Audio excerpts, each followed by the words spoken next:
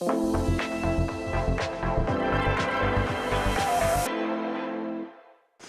à toutes et à tous et bienvenue dans l'École du Futur. Très contente de vous retrouver. Voici le programme de l'émission. On va démarrer par notre focus. On part à la découverte d'un ingénieur français qui a créé dans les années 70 ce qui aurait bien pu devenir Internet à l'époque. Il s'appelle Louis Pouzin. Il est notre rôle modèle du jour et on découvre son portrait dans un instant. Et puis c'est notre grand sujet. Ils n'ont pas encore de carte bancaire mais sont déjà pour beaucoup experts des réseaux sociaux. Ils ont 8, 9, 10 ans, peut-être un peu plus. Et ils réclament déjà leur premier téléphone. Entre besoin de rester en contact et envie de faire comme les grands, les écrans s'invitent de plus en plus tôt dans les cartables et aussi dans les débats familiaux. Alors comment répondre à cette demande sans perdre le contrôle? On en parle avec notre invité aujourd'hui, J.Ed Souris. Bonjour J.Ed. Bonjour Philippine. Bienvenue sur le plateau. Merci à vous. On est ravis de vous recevoir. Vous êtes le fondateur de Smartine. Smartine, vous allez nous le montrer, vous êtes venu avec. C'est un téléphone pour les 8-14 ans. Exactement, un smartphone pour les 8-14 ans. On en parle dans un instant? Avec plaisir. Super, juste après le focus. Bon, là, je vous apprends rien. Internet est désormais devenu incontournable dans notre quotidien. Mais il y a 50 ans, évidemment, on en était qu'à ses prémices. Les Américains, eux, avaient d'abord lancé ce qui s'appelait ARPANET. C'est un réseau qui n'a pas échappé à l'Institut national de recherche en informatique et en automatique, l'INRIA, qui a d'ailleurs recruté dans les années 70 un ingénieur français. Il s'appelait Louis Pouzin pour en lancer une version française. Ça aurait bien pu devenir Internet. Tout s'est pas passé comme prévu. Vous allez voir, c'est Xavier Terrada qui nous raconte son histoire. Vincerf reconnaît que ses travaux l'ont inspiré pour l'élaboration du protocole de transport d'Internet TCP. Car en effet, l'ingénieur en informatique Louis Pouzin, né en 1931, a contribué dans les années 1970 au développement des réseaux à commutation de paquets, système précurseur d'Internet. Auparavant, l'ancien élève de Polytechnique avait travaillé dans les années 1950 pour la compagnie industrielle des téléphones et la société d'informatique Bull, alors qu'il a ensuite travaillé chez Météo France en 1969. Il a rendu visite aux universitaires en charge du réseau américain ARPANET. Quelques mois plus tard, il entre à l'Institut national de recherche en informatique et en automatique pour mettre en place une version française de cet ancêtre d'Internet. J'ai intégré l'IRIA quand le gouvernement de Gaulle, à l'époque, avait décidé de faire un réseau comme l'ARPANET. C'est à partir de ce moment-là que je me suis plongé dans les réseaux. Il n'y avait pas grand-chose à lire d'ailleurs à l'époque. Il y avait une demi-douzaine de bons documents. Et puis, il n'y a pas de machine. Ce réseau français s'appelait Cyclade. Louis Pouzin était chargé de mettre en place une communication pédagogique présentant le fonctionnement de ce réseau qui a permis de relier 25 ordinateurs en 1975. Il fallait déjà dégrossir le sujet pour que les gens puissent travailler avec les outils. C'est en même temps qu'on a écrit, on pourrait dire, je dirais pas le manuel, mais on a écrit le bouquin qui servait d'introduction à ce futur réseau. Et ça a été très réussi parce que, à l'époque, personne n'était capable de parler de réseau en dehors de gens assez avancés. C'est deux fascicules imprimés par l'IRIA qui étaient ce dont les gens pouvaient parler sans avoir besoin de connaissances techniques. L'ingénieur français n'est pas peu fier d'avoir retrouvé les mots qu'il avait écrits dans la bouche des dirigeants de l'époque. C'est ça qui a servi d'introduction au réseau en France. Au bout d'un an, je me suis aperçu que la plupart des gens qui parlaient au nom de l'État ou d'institutions racontaient ce qu'il y avait dans ce résumé, quoi. Sans jamais nous citer d'ailleurs. Louis Pouzin est resté en poste à l'IRIA jusqu'en 1980. En 2012, il a commencé à promouvoir l'idée d'un nouvel Internet. L'année suivante, l'ingénieur français a reçu le Queen Elizabeth Prize for Engineering avec 4 autres pionniers d'Internet. Robert Kahn, Vinton Cerf, Tim Berners-Lee et Mark Andreessen. Une décennie plus tôt, la France l'avait déjà décoré de la Légion d'honneur. Allez, après Internet, on va parler maintenant du smartphone, premier objet de liberté pour de nombreux élèves, de nombreux jeunes aussi, premier objet de contact et puis aussi parfois de conflit au sein des familles. Oui, de plus en plus d'enfants entrent au collège avec un téléphone dans la poche, mais derrière cet écran, quels usages, quels risques, quelles responsabilités aussi. Et puis faut-il équiper nos enfants pour les protéger ou les retarder, pour mieux les préserver? On se pose la question tout de suite dans la première partie du talk. Et on se pose la question avec notre invité aujourd'hui, J.Ed Souris. Donc, vous êtes le fondateur de ce smartphone conçu spécialement pour les 8 à 14 ans avec des fonctionnalités pensées pour encadrer, pour sécuriser aussi leurs usages. On voit le téléphone à l'écran et puis vous êtes venu avec contrôle du taux d'écran, je crois blocage des réseaux sociaux aussi. Oui. Il y a tout un tas de fonctionnalités que vous avez pensées pour les jeunes. Exactement, pour les familles surtout. Ouais. Donc l'idée c'était vraiment de proposer quelque chose qui soit vraiment clé en main, donc, et qu'on n'a pas la possibilité de contourner, puisque aujourd'hui les familles ont vraiment des problématiques pour configurer un contrôle parental. Il y a plus de 70% des personnes qui disent que c'est relativement complexe, qui n'y retouchent plus après par la suite. Et c'est vrai qu'aujourd'hui la protection des enfants, en tout cas et des adolescents pour le smartphone, passe par l'interdiction ou en tout cas par une restriction au niveau du contrôle. Et nous on préfère qu'elle passe plutôt par l'éducation, donc de montrer la voie. Je pense qu'aujourd'hui il y a une prise de conscience qui est réelle, en tout cas chez les familles, pour pouvoir justement dire que les réseaux sociaux, il y a un véritable sujet, il y a un accès qui est trop facile. Et en même temps, on se pose aussi la question de se dire, tiens, est-ce que en ne privant pas aussi mon enfant, quelque part, il va peut-être être en retard par rapport aux autres. Il y a aussi dans la classe, mon copain, il a le téléphone et moi non. Donc c'est très difficile aujourd'hui en tant que parent. Et c'est un peu pour ça que j'ai pensé ce projet. Donc à l'aube de mes 30 ans, j'avais envie de me dire, tiens, si un jour je suis papa, comment ça va se passer avec le smartphone, et donc c'est pour ça que j'ai essayé d'apporter une solution. Parce que c'est effectivement un vrai sujet de débat au sein des familles. Qu'est-ce qui vous a donné envie, au-delà du fait de me dire un jour peut-être que je serai papa et ce sujet-là sera peut-être aussi au cœur de ma famille avec parfois des tensions. Qu'est-ce qui vous a poussé à créer aujourd'hui un téléphone? Ça n'existait pas? Non, on a vraiment fait un tour du monde complet. On est allé jusqu'aux États-Unis voir ce qui se passait. Ouais. Et donc pour voir s'il y avait des téléphones similaires par rapport à l'idée qu'on avait d'avoir vraiment un smartphone éducatif et sécurisé. Et c'est comme pour beaucoup de gens, c'était une angoisse. Donc c'est-à-dire de me dire, tiens, je vois ce qui se passe. Moi j'ai le recul à peu près parce que je ne suis pas né avec le téléphone, mais j'ai grandi avec. Ouais. Mes parents sont un peu les gardiens du temple aussi, parce que c'est une génération qui n'a pas connu le téléphone, en tout cas comme on le connaît aujourd'hui. Et donc nous on a eu le temps de voir un petit peu les choses s'installer. Et aujourd'hui, dans une culture de l'illimité et de l'instantanéité, on a des enfants qui sont quasiment nés aujourd'hui avec le téléphone. On voit même qu'il y a des mouvements qui sont faits dès le plus bas âge, en fait, où ils sont très très forts. Ils savent pas écrire, mais ils savent appuyer sur le micro pour dire tel dessin animé. Donc c'est assez fou. Voilà, exactement. Donc c'est autant passionnant comme aussi un peu perturbant, aussi un peu déconcertant. Et donc la réponse aujourd'hui, j'en avais marre d'entendre des constats toute la journée. On a une batterie d'experts qui va nous expliquer qu'effectivement, il y a des vrais sujets. Et je pense que les familles, dont je m'inclus dedans, on avait besoin d'une solution. Voilà. Donc c'est pour ça que je me suis dit qu'il fallait qu'on passe à l'action et qu'on fasse quelque chose qui soit une vraie réponse, en tout cas un début de réponse, avec un smartphone donc, qui s'appelle le Smartine, qui soit 100% configuré par nos soins, avec un temps. Alors un temps d'écran, c'est plutôt un temps d'activité numérique que nous on nomme. D'accord. Qui est donc complètement différent, pardon, je vous coupe, mais d'un contrôle parental aujourd'hui. Exactement. Ouais. Aujourd'hui, la notion de contrôle parental, elle est existante, mais disons que contrôle, c'est plutôt, ça va avec restreindre. Alors que là, on veut vraiment laisser le côté un peu éducatif. On veut donner aussi confiance aussi. C'est pas qu'on n'a pas confiance aux enfants, mais si on n'a pas confiance certainement dans les outils qu'on leur donne aujourd'hui. Et donc, si on a confiance dans les outils qu'on leur donne aujourd'hui, ça va aller beaucoup plus. En tout cas dans le mieux, et c'est pour ça qu'on a créé ça. Donc pour répondre rapidement sur votre question, donc les fonctionnalités qu'on a, donc on a vraiment une adaptation à la vie, donc on a des heures de réveil, des heures de coucher, on a des temps d'activité, donc des temps d'écran qui sont prédéfinis, donc ça va de 8 à 14 ans, donc pour les 8-10 ans c'est 40 minutes, pour les 10-12 1 heure, et les 12-14 ans 2 heures. D'accord. On a la possibilité de débloquer du temps supplémentaire, donc jusqu'à 30 minutes, en réalisant des exercices en contrepartie, donc qui sont issus des parcours scolaires. Donc c'est vraiment le fait de se dire je vais apprendre quelque chose tous les jours. Donc, ça marche avec des applications partenaires, des applications... Non, c'est nous qui l'avons développé parce qu'on ne voulait pas mettre une application partenaire sur ça puisque nous, on l'a mis nativement dans notre système d'exploitation. D'accord. Donc ce n'est pas une option, ce n'est pas une application que vous allez retrouver sur le store, c'est directement intégré dans le cœur système du téléphone.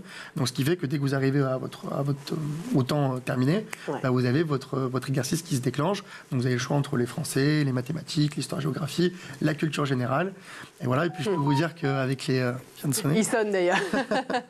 Donc je peux vous dire, voilà, par exemple, là on a pas mal de bêta-testeurs, on en a donc quelques-uns qui sont en CE2 par exemple. Et je peux vous dire que l'étape de multiplication, c'est quasiment tous les soirs qu'ils les font. Ça bosse. Voilà, donc ils vont forcément les retenir. Et puis les parents ont aussi une application qui permet de justement voir ce qui se passe sur le SmartIn, donc sans venir fouiller un peu le jardin intime des enfants, mais d'avoir vraiment un tableau de bord qui permet de suivre l'activité au quotidien.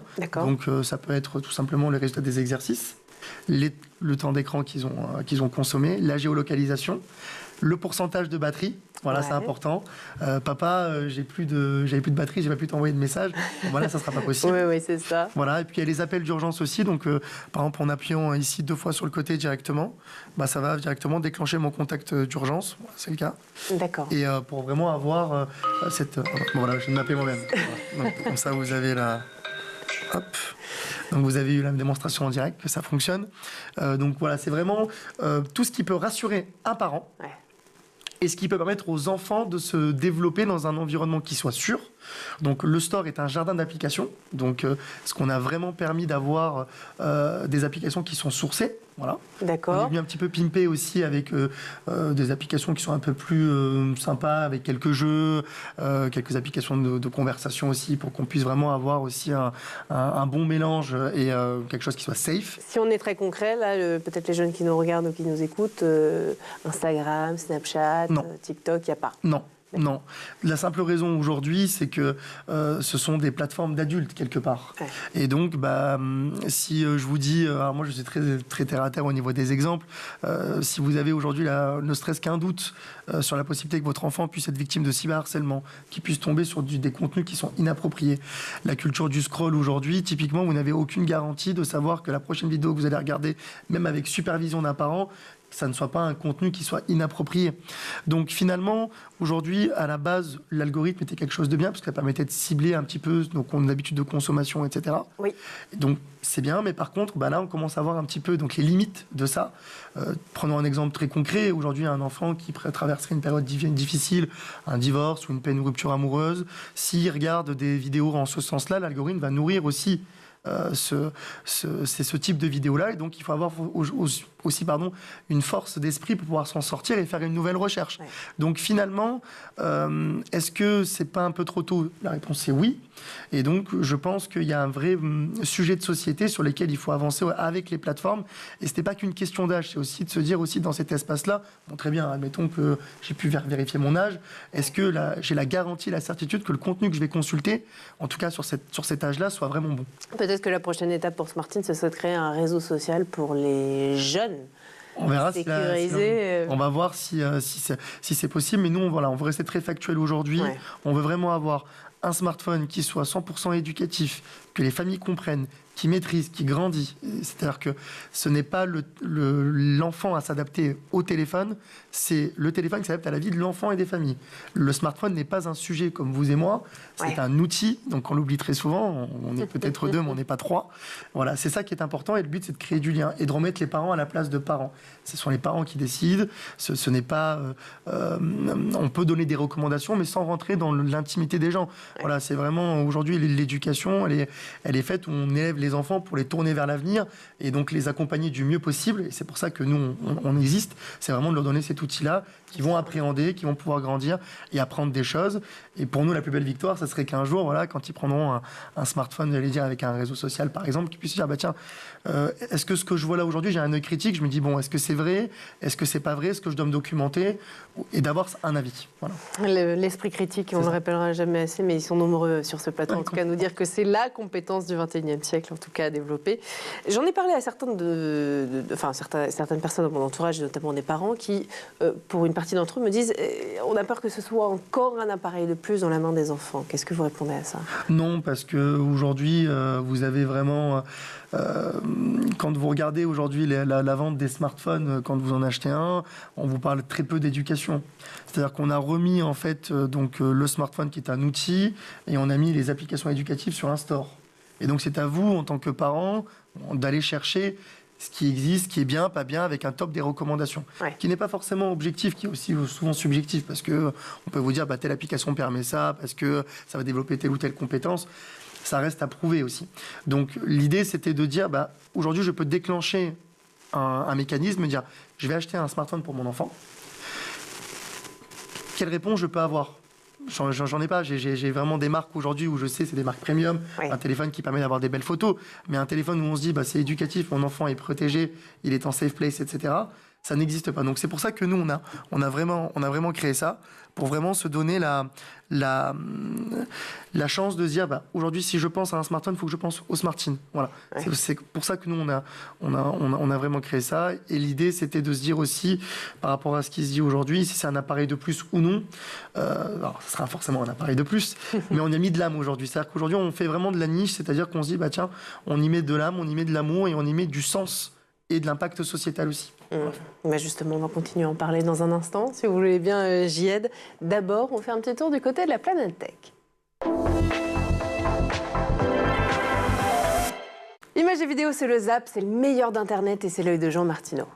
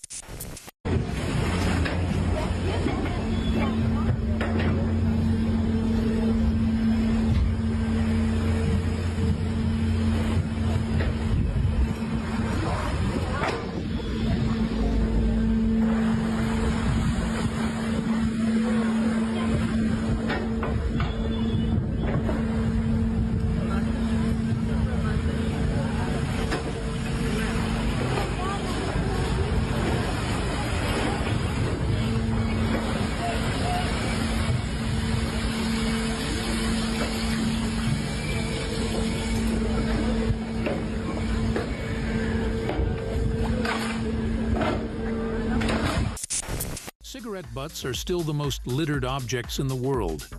75% of them end up lost in nature, where their microplastics get into the ecosystem. This robotic solution targets butts specifically. It uses AI vision to find its prey and then vacuums them up.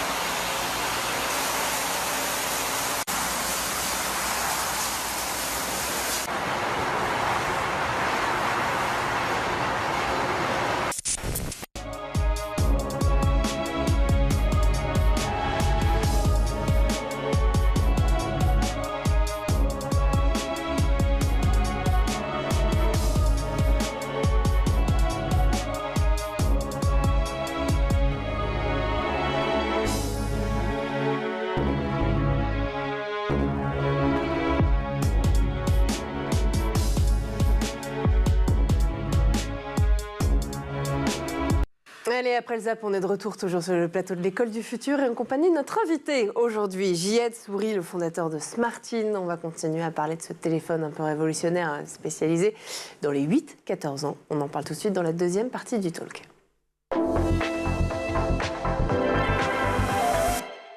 JL, je le disais effectivement, 8-14 ans.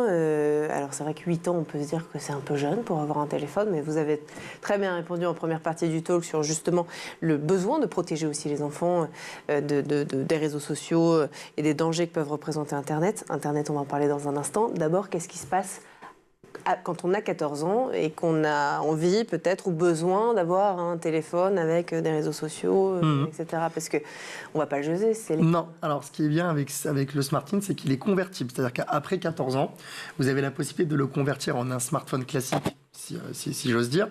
Et ça vous permet de faire un peu du picking pour les parents, de se dire, tiens, peut-être qu'on va peut-être ouvrir tel ou tel accès, je vais peut-être garder juste la géolocalisation. Voilà, donc d'avoir une gestion qui soit un peu plus profilée pour que les familles puissent vraiment, à leur guise, se dire, après 14 ans, voilà. Donc on a un double impact. On a un impact sociétal via le smartphone éducatif et sécurisé. Il y a un impact écologique avec la possibilité justement de prolonger la durée de vie du Smartine. Smartine qui a été fait en collaboration justement avec un grand constructeur de ce monde qui partage les mêmes valeurs que nous. Donc on a vraiment choisi du matériel performant. Alors, je ne sais pas si on peut le citer. Bien sûr. Que oui. Donc Samsung, voilà, qui est aujourd'hui notre partenaire sur le Smartine.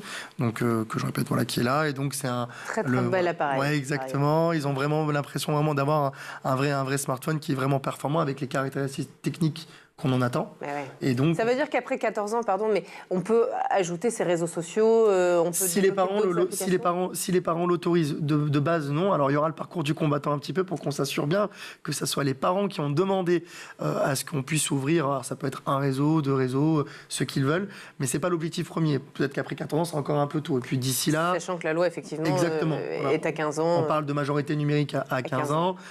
J'espère que ça sera acté. Je pense qu'il faut vraiment avoir un regroupement autour de la table avec vraiment toutes les parties prenantes pour vraiment trouver une véritable solution. Alors, nous, on a plein d'idées chez SAE pour il y a un petit message à passer aux politiques. Oui, même sur les plateformes, je veux dire, on peut très bien aujourd'hui faire une variante d'un réseau social en disant, voilà, il y a une photo qui peut être publiée toutes les semaines, validée par les parents, par exemple. Il peut y avoir vraiment Je pense que dans ce monde, on a quasiment à peu près peut-être tout à inventer, mais on reste vraiment bloqué sur des éléments rudimentaires, c'est-à-dire un âge, etc. Donc, je pense qu'il y a une formule à trouver. En tout cas, pour nous, aujourd'hui, en tant que tels, les réseaux sociaux ne sont pas satisfaisants de cette manière-là. Alors nous, en contrepartie, donc vous ne voyez pas les réseaux sociaux sur le Smartine. Par contre, vous avez des messages éducatifs qui vous expliquent qu'est-ce qu'un réseau social, comment on s'en sert.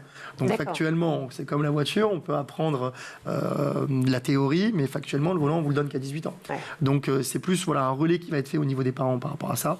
Et donc voilà, donc nous, donc un Smartine, donc un smartphone hybride, qu'on garantit 3 ans, qu'on donne en dessous des 300 € et où on avait prévu justement de faire un lancement en septembre pour pouvoir le mettre en commercialisation. Parce qu'on a fait justement une manifestation chez nous du côté de Saint-Tropez où on a fait venir 300 familles. D'accord. Et donc, suite à ça et à quelques éléments médiatiques, on a vraiment eu énormément de demandes. Donc, il faut écouter un peu les marchés, comme on dit. Voilà, donc, on a avancé le lancement. Voilà. D'accord. Donc, je pense que d'ici à peu près une quinzaine de jours, on va pouvoir le précommander pour qu'on puisse l'avoir avant la rentrée scolaire. Et on peut aller sur Internet aussi avec le smartphone? Oui, tout à fait. Il y a un moteur de recherche sécurisé que vous connaissez. Ouais, qu'on a reçu récemment. Voilà, qui s'appelle Quant Junior. Donc, nous, on a vraiment sélectionné les meilleurs pour travailler avec nous. Et l'idée, c'était...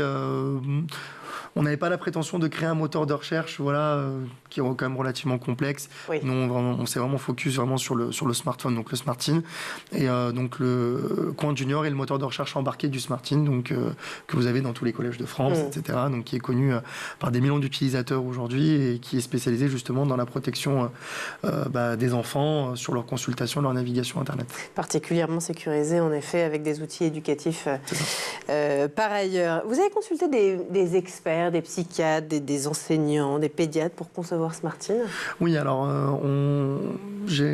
quand j'ai eu l'idée du SmartIN, il y avait, alors je ne sais pas si c'est le principe de la voiture rouge, on voit ça partout dès qu'on se concentre sur un sujet, mais il y a eu le rapport de la commission écran, donc a demandé le président de la République, le président Macron, et donc que j'ai lu attentivement quand il est sorti, donc c'était au mois d'avril, il me semble, quelque chose comme ça, 2024. Donc bon, c'était plus un guide de recommandation pour être totalement transparent. J'ai sollicité énormément de personnes aussi. Alors quand vous arrivez, vous êtes un petit peu nouveau au départ, on ne vous prend pas forcément au sérieux. Ça c'est un peu le sujet. C'est pour ça qu'il y a les experts d'un côté. Et puis moi je trouvais plutôt sage d'inviter des parents, des enfants, parce que c'est les principaux concernés, et aussi les experts, parce qu'on veut vraiment que tout le monde soit mis autour de la table. Donc on a une experte qui a accepté de rejoindre le projet, qui s'appelle Karine Deleuze, qui est donc une clinicienne qui voit, je crois, presque 30 patients par mois. Donc au niveau on a pu assister à quelques consultations, donc parfois qui sont un peu difficiles à vivre en tant que personne, parce que vous voyez aussi la détresse des gens. Donc en termes d'addiction aux écrans. Exactement, bien sûr. Vous avez des parents qui sont complètement perdus, des enfants qui sont renfermés. Il y a quand même un sujet qui est quand même assez grave aussi.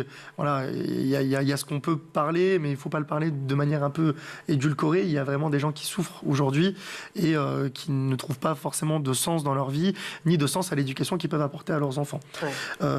Maintenant qu'on a dit ça aussi, il y a un point qui est important, c'est que les enfants reproduisent aussi ce qui se passe au niveau des parents. Donc il y a beaucoup de mimétisme. Donc ça veut dire que aussi, on ne doit pas stigmatiser les enfants et leurs usages. Il faut aussi qu'on puisse les responsabiliser, mais aussi montrer le chemin. Moi, quand j'étais petit, mon papa ne se promenait pas avec un paquet de bonbons. Voilà, donc il me disait, si je ne pouvais pas le voir avec un paquet de bonbons, il me disait c'est pas bon pour toi, et lui en mangeait par exemple. Ouais. Donc quand on passe beaucoup de temps sur son téléphone, même si c'est pour voir ses mails, même si c'est pour le travail, votre enfant le voit aussi. Donc il faut aussi pouvoir le poser et montrer aussi un peu l'exemple entre guillemets. Donc c'est l'effort de tous et il faut montrer la voie. Donc c'est pour ça aussi qu'on a pu avoir toutes ces réflexions-là, toutes ces remises en question et faire avancer les choses. Parce qu'on a la chance de pouvoir avoir accès avec cette experte justement à des consultations et avoir aussi une culture terrain. Donc vous couplez ça à des études longitudinales que vous avez un petit peu partout. Vous recevez aussi énormément de gens sur le sujet. C'est un sujet aussi qui est très prisé par les médias. Donc on a vraiment un peu tous les vents possibles. Société, hein. Exactement. Donc c'est pour ça que toute initiative qui va dans le bon sens, elle est bonne à prendre, mais il faut avoir aussi son esprit critique. Et je rebondis juste sur une chose, sur 8 ans. On nous dit que le téléphone à 8 ans, c'est un peu tôt. Ouais. Alors, pour moi, je partage cet avis que c'est un peu tôt. Par contre, il y a des parents, il y a beaucoup de familles qui sont aussi séparées et qui veulent garder aussi un contact avec leurs enfants. Oui. Donc, alors, moi, personnellement, si je devais prendre le smartphone, je le prendrais au collège, donc à la fin du CM2. Mais je ne peux pas stigmatiser un parent qui voudrait le prendre à 8 ans parce que il doit garder un lien avec son enfant. Peut-être qu'il travaille la nuit. On peut pas se mettre à la place des gens sur ce qu'ils vivent. Donc, on peut avoir un avis pour ça, pour soi et se l'appliquer. Mais on peut aussi respecter aussi le choix des autres. Donc, comme on est aujourd'hui une envie de répondre un peu à tout le monde, c'est pour ça qu'on a fait l'ouverture des 8 à 14 ans. Et en termes de statistiques aujourd'hui, vous avez le premier téléphone que vous avez, il est à partir de l'âge de 9 ans. Donc C'est ça. voilà, il est sans puce, juste avec du Wi-Fi. Mais je veux dire, vous avez quand même dans les ménages aujourd'hui des enfants qui sont équipés de plus en plus tôt. Voilà. Vous me bluffez par votre aisance dans le marketing, dans la communication. Vous êtes très très fort. En tout cas, ce qui est sûr, c'est que ça s'appelle Smartine. Et je pense, au-delà de ça et en toute transparence, que c'est particulièrement utile. En tout cas, vous répondez à un vrai besoin au sein des familles. On vous souhaite tout le meilleur, en tout cas, pour le lancement, donc dans les prochains jours. C'est ça, voilà. Donc sur smartine.fr, vous pourrez voir donc, le lancement du Smartine. Donc d'ici 15 jours, aux alentours du 16 juin, on ouvre les précommandes et vous serez livré normalement avant la rentrée scolaire. Et puis il y aura le vrai lancement en septembre. Donc ça, vous reviendrez avec grand plaisir, avec grand plaisir. Génial, rendez-vous est pris. Merci beaucoup, Philippine. Ça s'appelle Smartine. Merci à vous aussi de nous avoir suivis, à Edouard Degnaud d'avoir produit cette émission. Et puis nous, on se retrouve dès demain, toujours à la même heure, toujours sur la même chaîne. D'ici là, prenez bien soin de vous. Ciao.